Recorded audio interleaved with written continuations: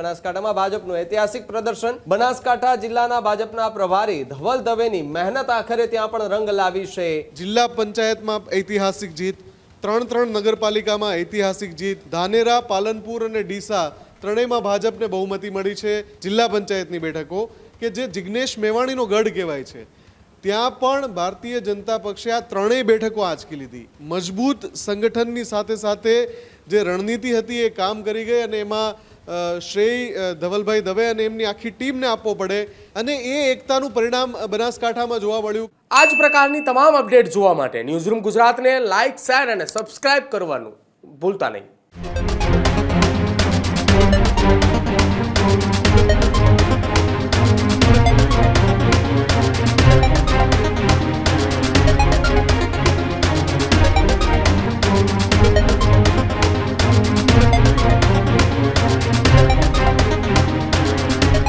બનાસકાંઠામાં પણ ભારતીય જનતા પાર્ટીએ ખૂબ સારી રીતે આ ચૂંટણી જે છે તે ધમખમથી લડી હતી અને એડી ચોટીનું જોર લગાવ્યું હતું ને આખરે એ મહેનત જે છે તે પણ ક્યાંક ભારતીય જનતા પાર્ટીના ઉમેદવારોને કામ લાગી છે। ભારતીય જનતા પાર્ટીના જે ઉમેદવારો મેદાને ઉતર્યા હતા તેમાંથી સૌથી વધુ જો નામ ચર્ચાતું હોય તો એ નામ જે ચર્ચાઈ રહ્યું છે એના વિશે વાત કરવી છે। બનાસકાંઠામાં ભાજપનું ઐતિહાસિક પ્રદર્શન। 31 વર્ષ બાદ પહેલી વખત ભારતીય જનતા પાર્ટીને પૂર્ણ બહુમત મળી છે। બનાસકાંઠા જિલ્લા પંચાયતમાં સ્પષ્ટ બહુમત મળી છે, જ્યારે બનાસકાંઠા જિલ્લા પંચાયતમાં 48 માંથી 32 બેઠકો પર ભારતીય જનતા પાર્ટીની જીત થઈ છે। બનાસકાંઠા જિલ્લાના ભાજપના પ્રભારી ધવલ દવેની મહેનત આખરે ત્યાં પણ રંગ લાવી છે। બનાસકાંઠાની વડગામ, છાપી, જલોદરા બેઠકમાં પણ જીત જોવા મળી છે।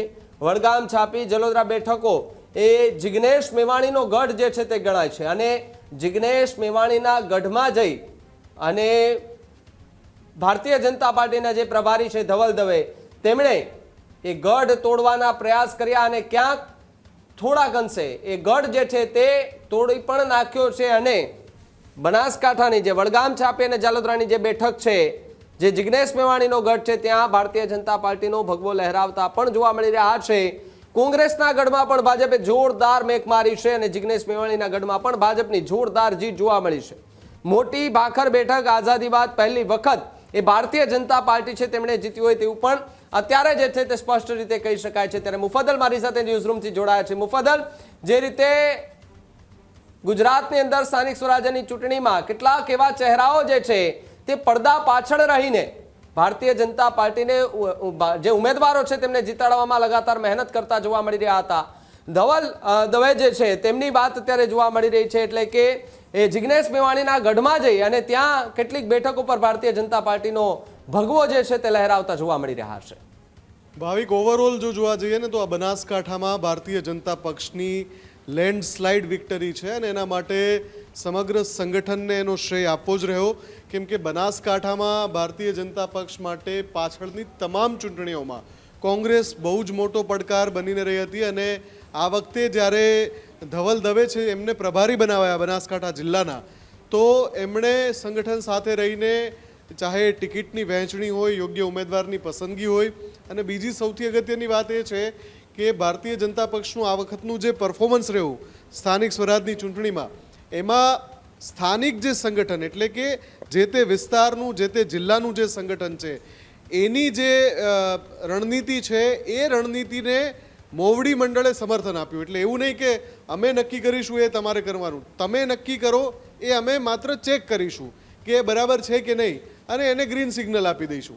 એટલે એ જે રણનીતિ રહી ઉપરથી છેક હાઈકમાન્ડથી, એના કારણે સ્થાનિક ક્ષેત્રે માનો કે જિલ્લાનું સંગઠન છે કે શહેરનું સંગઠન છે, એમણે જે નિર્ણયો લીધા, એમણે જે રણનીતિ બનાવી, એમણે જે પ્રભાર સોંપ્યા અથવા તો જવાબદારીઓ સોંપી અથવા તો એમણે જે ઉમેદવારોની પસંદગીમાં નિર્ણયો લીધા, એ પરિણામ જોવા મળ્યું। બનાસકાંઠાની અંદર તો ઘણી બધી બાબતો એવી છે કે જે આ વખતે ઐતિહાસિક રહી છે, જેમ કે 3 નગરપાલિકા ધાનેરા, પાલનપુર અને ડીસા ત્રણેયમાં ભાજપને બહુમતી મળી છે।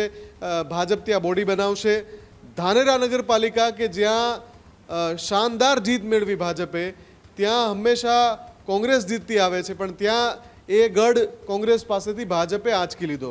આવું જ જોવા મળ્યું જે વડગામ, છાપી અને જલોદરા બેઠકો છે, જિલ્લા પંચાયતની બેઠકો કે જે જિગ્નેશ મેવાણીનો ગઢ કહેવાય છે, ત્યાં પણ ભારતીય જનતા પક્ષે આ ત્રણેય બેઠકો આંચકી લીધી.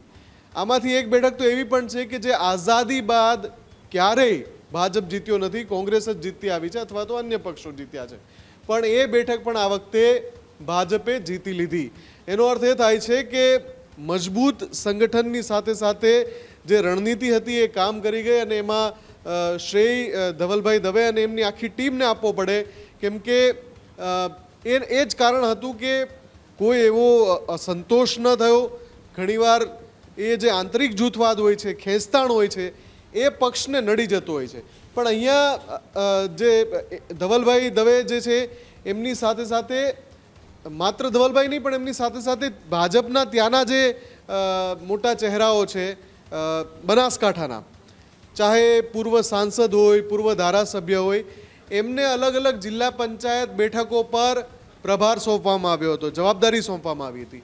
એ બધાએ અહીંયા સૌથી અગત્યની વાત એકતા દર્શાવી અને એ એકતાનું પરિણામ બનાસકાંઠામાં જોવા મળ્યું કે તમે જિલ્લા પંચાયતમાં ઐતિહાસિક જીત, 3 નગરપાલિકામાં ઐતિહાસિક જીત, બાકી તમામ જે બેઠકો છે ત્યાં પણ ભાજપનું જે પ્રદર્શન છે અત્યાર સુધીનું સર્વશ્રેષ્ઠ પ્રદર્શન રહ્યું છે. બનાસકાંઠામાં ભાજપ આ સ્તરે પ્રદર્શન કરશે એ ખૂબ જ અગત્યની બાબત છે અને એટલા માટે જ એ કહેવું પડશે કે સૂક્ષ્મ રણનીતિ જે સંગઠનની છે, સ્થાનિક સંગઠનની, એ ત્યાં કામ કરી ગઈ. ભાવિક, હજુ સુધી તમે અમારી ચેનલને સબસ્ક્રાઇબ નથી કરી તો અત્યારે જ ન્યૂઝરૂમ ગુજરાતને સબસ્ક્રાઇબ કરો, ફેસબુક અને ઇન્સ્ટાગ્રામ પર ફોલો કરો.